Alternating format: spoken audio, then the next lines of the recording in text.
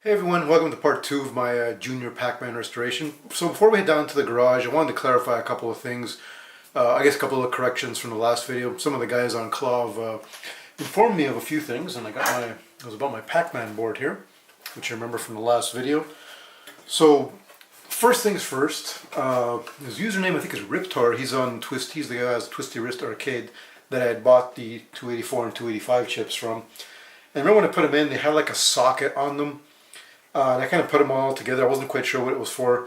What he told me was those sockets are for is literally to replace these pumpkin colored sockets. This one right here and this one up here. Because apparently these sockets sometimes over time become kind of unreliable. So those are meant to replace those. You don't actually need them for the chip. In my case they seem to work fine, so I left these pumpkin sockets as they were, and that's why I took the, see if we can see, I took the chip out of that socket and put them in directly, both the 284 285.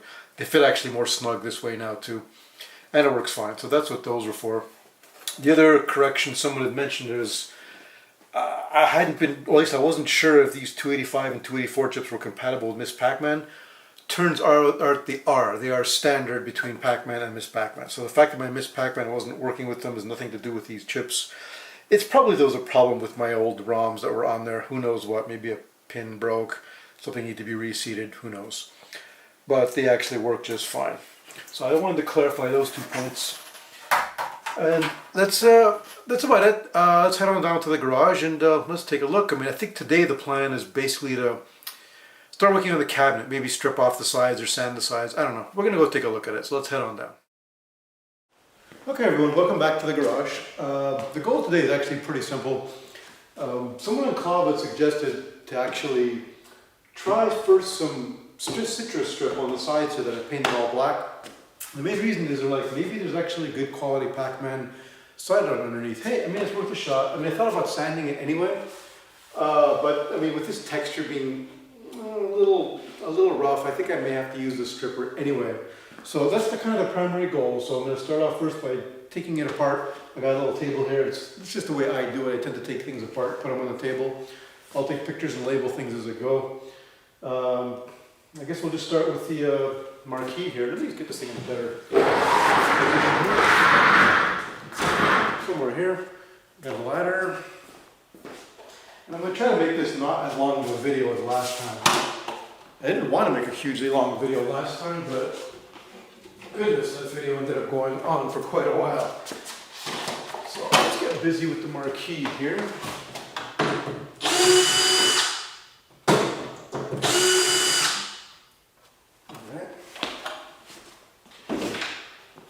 I end up just grouping all these parts together usually. I'm not going to end up keeping this marquee glass, but wow, it's in there all right. Yeah, it is glass. It's in surprisingly good condition, but just color faded, so unfortunately there's just not a whole lot I can do with it. Put it down here. And I'll put the screws with it there. Yeah, we'll keep that one there. The coin door. Yeah, I need a different screwdriver for that one.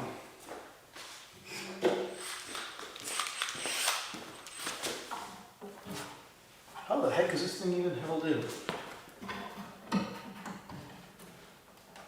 Interesting. There's 3 screws. Oh, this is from the back. Yeah. Okay, I'm going to have to get to that one a little later.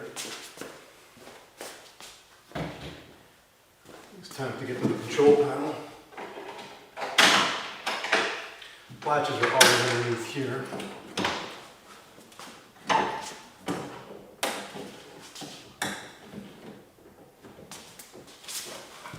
Oh, this one is stuck down tight. I wonder why.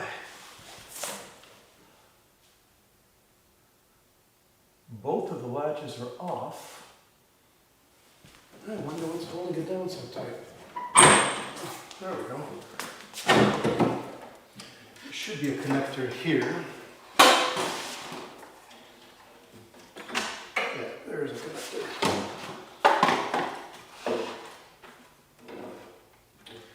Alright, It's weird, they kind of butchered up this thing a little bit here. They sliced some wires and stuff. What a mess. But I'm going to label these just to make sure I don't forget what the heck's what. It'll make my life easier later on. Oh.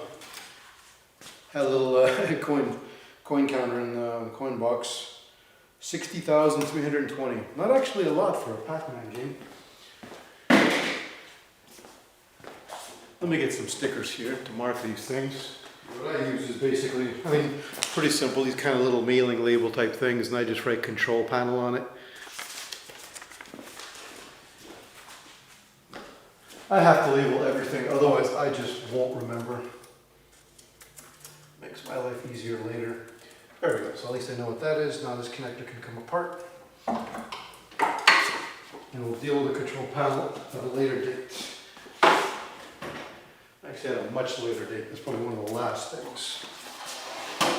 All right, bezel here should slide up and out.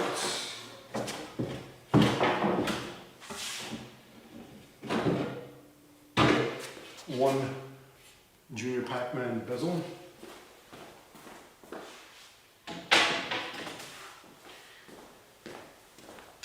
And there's a little monitor cover. It's filthy, it's cracked a little bit down here, down below in the corners. You can see here, a little bit kind of cracked. Same over here, but you know what, that part's hidden anyway. I'm not gonna worry about it. I'll just clean this thing. I may hit it with some spray paint, but otherwise it's usable.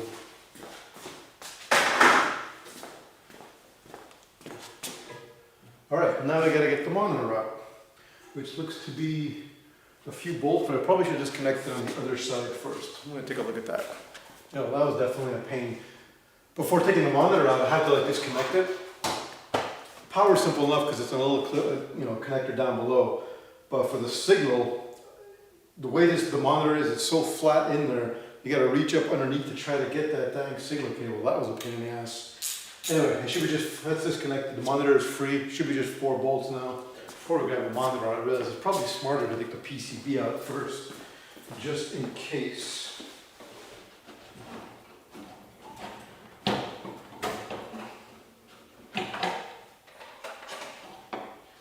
There we go. One Jr Pacman PCB field kit.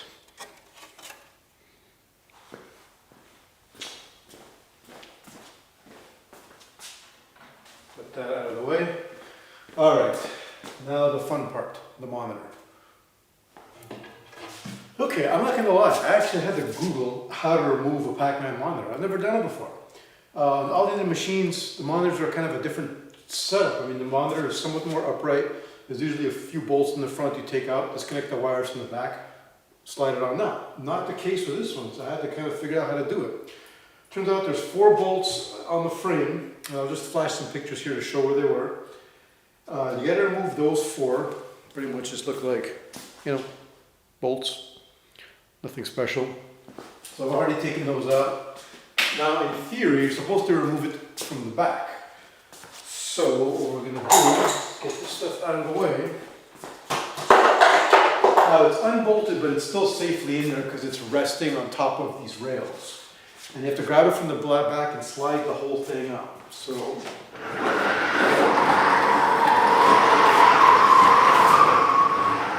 I'm going to minimize the amount of carrying I have to do.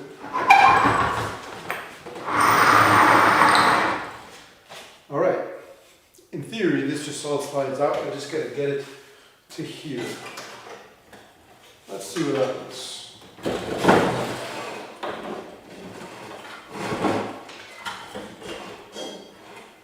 Anything.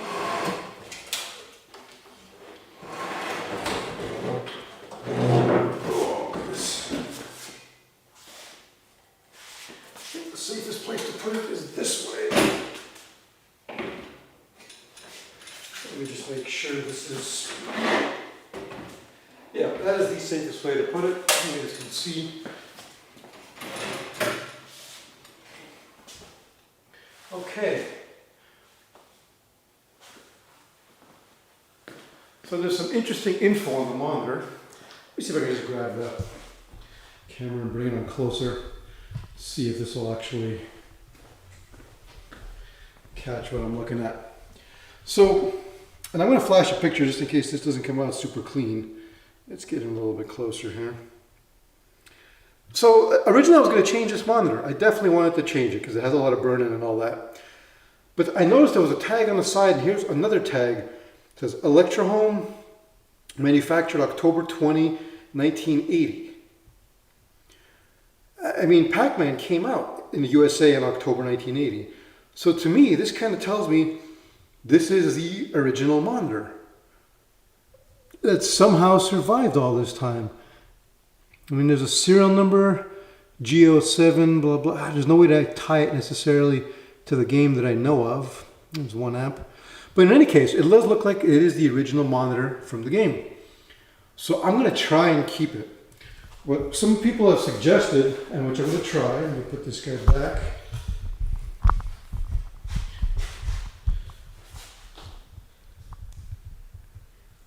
There we go. What someone on Clov had suggested, which isn't a bad idea, is there's a store that sells smoked tinted glass that goes in on top, or tinted plexi I should say. And that in theory should actually hide all the burn-in. So I'm going to try that. I ordered it, and I'll show you guys where I bought everything from, of course. So I will try to salvage this. I did order a rebuild kit for it as well, which is a new flyback, because this one is ancient, and a cap kit. I know some of the guys are on Cloud and saying, hey, give it a shot, maybe to try and do that part of the restoration yourself. I'll be honest, the voltages in these things still just creep me out. I'm just not comfortable enough at this point trying that myself. So I'm going to have a buddy change the caps and the flyback on this for me. I don't know if he's very camera friendly or not. We'll see. If he's okay to be filmed, I'll film it, but if not, that part of it will just happen. But point being, this will be salvaged. I'm doing a little quick close-up shot of the monitor here just to show you guys. It's kind of remarkably clean in there. I mean, I've seen some monitors where it's almost like they had a mud bath. They were just caked in mud and dirt and I don't know what. But the chassis on this thing seems just plain clean. And I noticed there's a serial number down there on the frame and another one on the tube, and they do match up. They both say 9-323470. So it looks like this is all intact and original. At least there's no cleaning to do. There's just a little bit of maintenance to do on it. That's it. Well, what we're basically left with is a significantly lighter Pacman machine with the monitor out. That's most of the weight, really. And the goal is right here. This is going to be the first test side. Before sanding it and doing all that stuff, I'm going to give it a shot with some of this citrus stripping gel. I've never really done this before. I mean, I've stripped paint before, but I've never done it where you try to get just that top layer of black off. Whether or not I can pull it off, I don't know, but we're going to give it a try. I mean, I kind of doubt the cider underneath will be all that good anyway, but hey, it's worth it. And plus, I think I need to do it to get rid of this crazy texture. Because, I mean, I could sand it off, but that might take a while. So I'm going to apply some of this, let it sit. I'm going to have to keep an eye on it. Let it sit anywhere from 10 to 30 minutes. Just going to watch it. And let's see when it's started bubbling up and the top layer is getting loose. I'll start stripping it away. See what we have underneath. The first area I'm going to hit is right here. That'll let me know if the cider underneath the original Pacman cider is actually any good. Because typically when people would play, they kind of put their hand here, and this is where it would get all worn. So, I mean, if it's all worn around here, then I'm not going to bother trying to preserve it. I'm just going to strip it all off and be done with it. But we'll give it a shot. I got to go get some gloves, put some of this on, and get going. I think we're set. Got some glasses on just in case. Same with the gloves. We'll just start spreading this on. Let it cook for a little while. See what happens.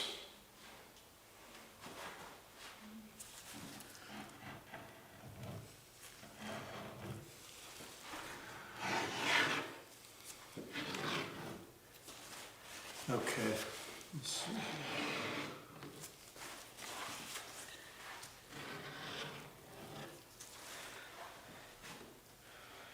You know, I don't think this is going to get very far. I mean, there is red here, but this is not exactly anything recognizable. Yeah. I mean, I think it's still worth it for me to do this just to get this texture off. I mean, I'll do it on the sides, I think.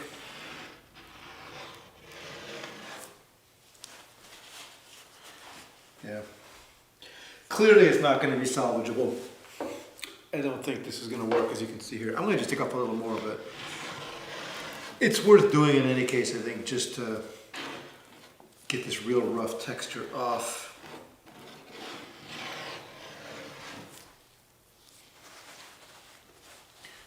But there's not exactly a whole lot left of the Pac-Man art. And this wasn't on too long. I had it on about 15 to 20 minutes, maybe 20 minutes, I'd say. Yeah, it doesn't quite get off here. I don't know, it's completely mangulated it.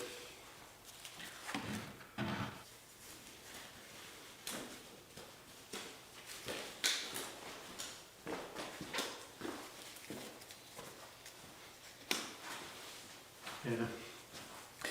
I mean, it's still worth doing this just for the sake of, I think, getting rid of that rough texture. But at this point, it's pretty clear it's not going to be salvageable. But to be fair, we had no idea what the original side art was like. It could have just been completely faded like this beforehand, because I didn't leave this stripper on too long. As you can see, it's still not even coming off in some places. But even here where it came off really easy, there's just not much art left.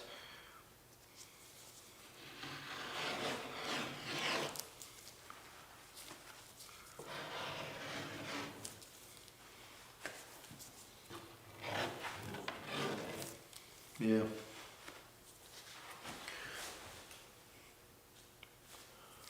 But this will help me get it down to be really smooth. So I'm just going to go ahead and finish this up. Obviously there's the side art. I was to say the original side art. I was curious to see if I'd be able to salvage it with the stripper, but that doesn't seem to be the case.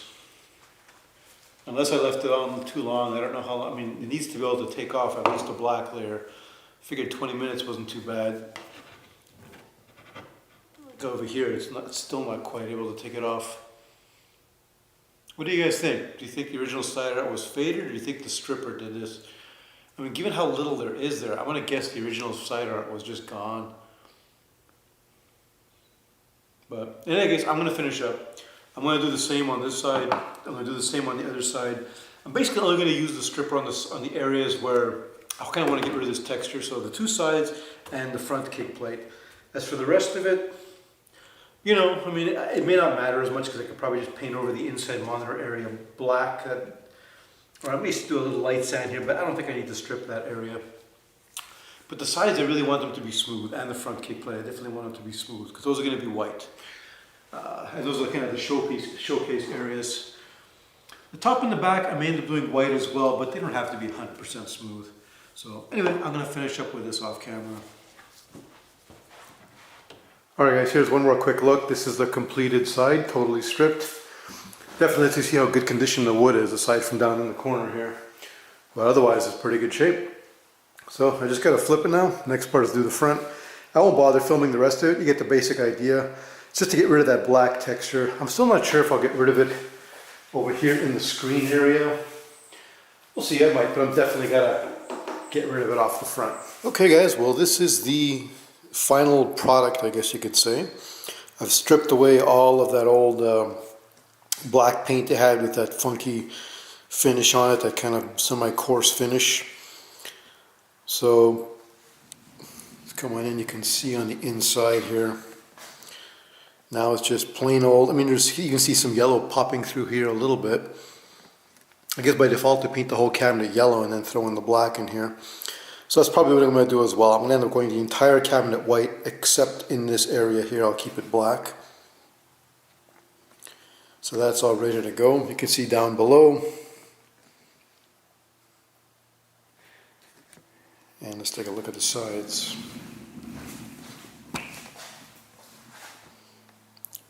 Pretty clean for the most part. You can see not exactly a whole lot of damage. And we'll come back on this side over here. Same kind of thing. Very clean. So we pretty much got all the paint off, and actually I got it off the back panel as well. right here. And that's been removed. So the next step is bondoing all the major gouges and scratches. This back panel is okay. The bottom down there, I'll zoom in, but we saw that previously. It's a lot more visible now, but I'm going to put some Bondo down there. That needs a little help. The corner over there needs a little bit of Bondo as well.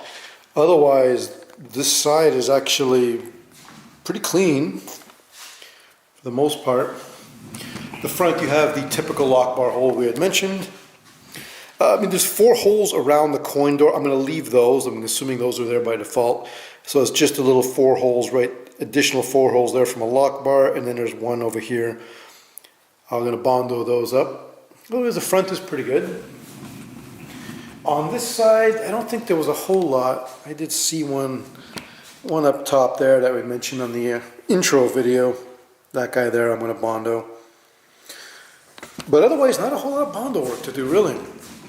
That is the next step. I'm not exactly a fan of doing Bondo work, but it must be done. So I'm going to get a tarp set up and get busy plugging up all the holes.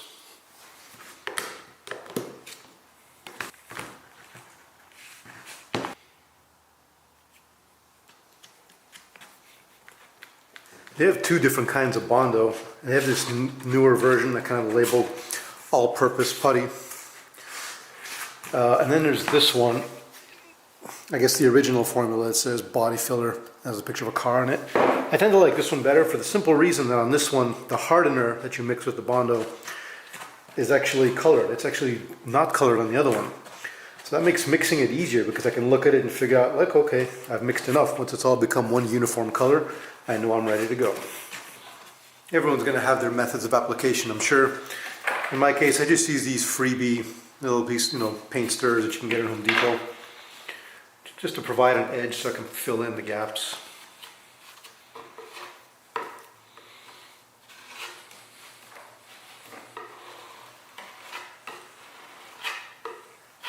As is usually the case with Bondo, I ended up using it more than I expected. I ended up Bondoing the entire bottom part. It was it needed it back there as well, so I'm like, what the heck, I'll do it. And then I came around here, did a whole bunch to the side. Now Bondo always looks real ugly going on, but when it sands, it'll look pretty good. Oh yeah, I did the little corner, that corner over there as well. Came along the front here, took care of that front section there, got rid of the bolt pattern holes there and there. Side art's going to cover that part anyway, but hey, since I was doing it, I figured why not. And come around, where else did I end up? Oh yeah. Ended up doing it on the top here as well. It was kind of minor, but I'm like, I've got the Bondo out. Why not? So this is just about done. I actually got a couple of things to do on the other side. I got to flip the cabinet. And after that, it's just a matter of waiting. I got to wait for it to dry and then take care of sanding. Okay, today is a new day. And now is a step of pretty much cleaning up this machine to start looking kind of decent. Unfortunately, these things always have to look worse before they get better. It's just kind of the nature of restoration. So right now I got it outside. This is where I do all kind of my final prep work. The goal for me today is to pretty much sand down. The thing is all Bondoed up. I'm going to sand it all completely, not just the Bondo areas, but the sides and on the inside a little bit as well. To get it nice and smooth, and I'm going to clean up whatever needs to be cleaned up, like at the top on the speaker panel area, which is up there, for example. It's all really, really dusty. I'm going to sweep all that off, clean that all off. Sometimes I use like cheesecloth for that. That tends to work good, just to pick up all debris. So when I'm done today, I want to have this thing all smooth and spotless, basically ready for paint. Oh, one thing I forgot to mention, come around the side here. During the stripping process, let me lift it up, I was actually able to recover the little plate there. I put an orange stripper on this too and got it back. I'm really happy about that. So yeah, it looks all ugly now though, but it won't look ugly for long. So I'm going to get the tripod down. I got to get this thing on its side and start getting to sanding. In case you guys are wondering what I use, nothing really fancy. Plain old orbital sander and lots of sandpaper. Just got to systematically go through it.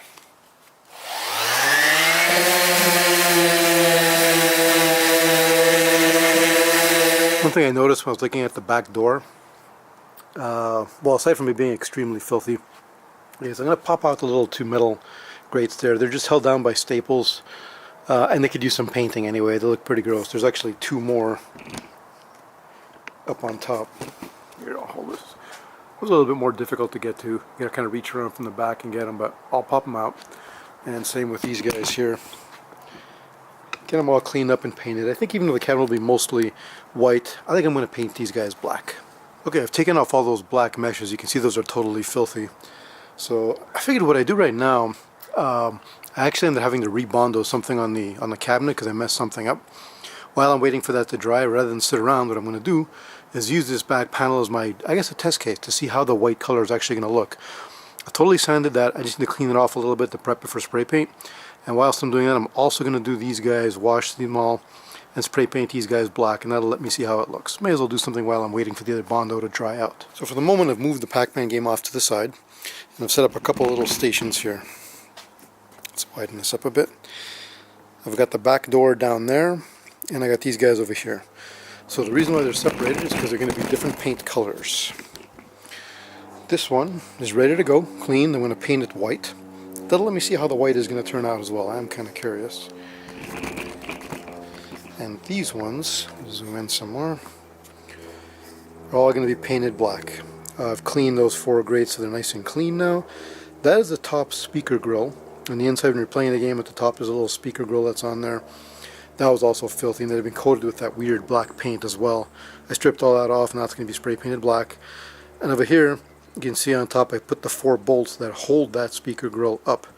I'm going to paint them black too. May as well spray paint them at the same time.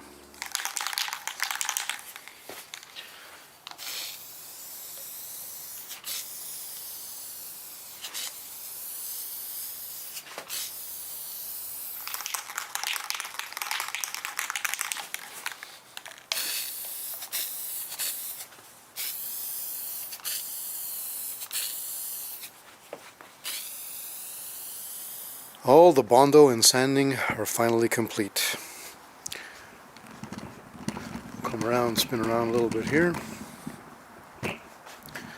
So you can kind of see the front here, it's all nice and sanded. Let's kind of zoom in there.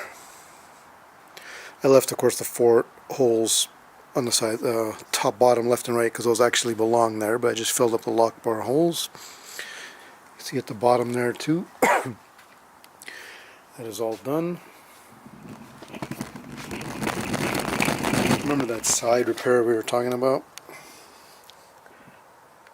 There that is. I'll nicely Bondoed out. Put the back. And I've since cleaned the whole darn thing here. Let's kind of zoom down. I don't know how easy it is to tell. Well, I'll zoom in a bit there. I kind of cleaned it up a little bit. It's still a little bit damp. Give it a general cleaning.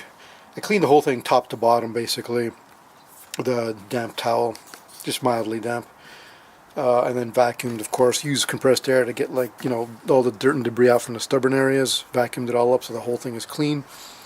And I went through it over all the surfaces with a damp cloth as well. This side is done too. So you can see the bottom actually. This bottom was really, really bad shape down here. And it'll probably look still a little bad with the Bondo, but it's actually not too bad. Once it's painted, it'll be pretty good. That tends to be all chewed up because that's where the dollies tend to lift it from, and it gets all eaten up over time. I got the side down here too, fixed up. And that's it. Let's come around the side one more time. There she is. So I'm going to call it a night because I'm kind of tired. First thing is first is I'm going to paint that black area on the inside, mask off the surrounds and get it all painted black. Then mask that once it's dried and paint the whole thing white. But that's going to have to wait till tomorrow. Oh, there's one thing I wanted to show you guys. Hold on, let me move the camera back into the garage. Okay, remember I said I was going to test, paint this back thing while I was waiting for some Bondo to dry. And there it is. It doesn't look too bad. Let the white balance, yeah, I leave it on auto white balance because I'm going in and out in a mixture of lights. There, white balance is good. So that looks, you know, pretty white, nice and clean. I've also painted all the various parts here black. You can see there's a speaker cover, the bolts, and those are the mesh covers. Actually, I'll put a mesh cover here so you can see kind of what it'll end up looking. Let me grab one of them. I haven't stapled them back yet, but yeah, it'll be kind of like that. Well, it's kind of hard to see, I suppose. It's a minor thing anyway. I mean, I suppose I could have painted them white as well. I don't know. But I decided to go with black. And I just got to get those stapled on. That's going to wrap up today's work. Painting will have to wait for another day. Well, okay, the plan was to kind of stop there, but I still had a little bit of daylight, so I figured, what the heck, let's start the black paint area first before calling it a night. So as you can see, I kind of masked it all off in there. I've only hit it with one coat. Let it dry off, and I'm going to hit it with one more. I think the white paint on the sides, white needs a lot, it seems. It needs like at least 3 coats. The black too should be fine. Let's take a closer look at it here. This is kind of the entire inside area here. Just masked off the top. That's the only area that's going to be black.